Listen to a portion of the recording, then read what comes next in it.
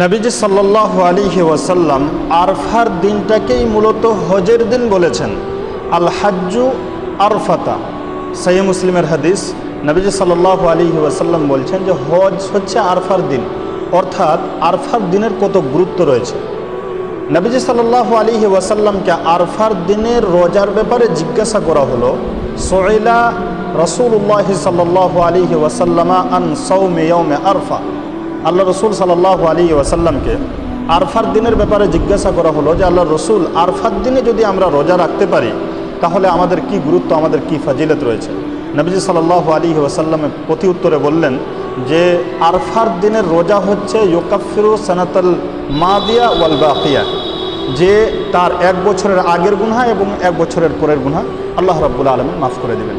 তাহলে আরফার গুরুত্ব কত, যে এক বছরের আগের গুনাহ এবং এক বছরের পরের গুনাহ আল্লাহ রাব্বুল আলামিন মাফ করে দেবেন। আরফার গুরুত্ব কত তা এই আয়াত থেকে বোঝা যায় যে আল্লাহ রাব্বুল আলামিন পবিত্র কোরআনের সর্বশেষ আয়াত নাজিল করছেন।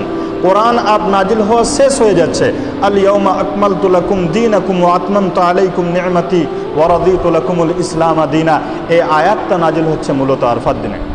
এজন্য আরফার দিনের সিয়াম, আরফার দিনের রোজা, এটার বিশেষ গুরুত্ব রয়েছে। আল্লাহ রাব্বুল আলামিন যেন আমাদের সকলকে এই রোজাটিকে মূল্যায়ন করার তৌফিক দান করেন।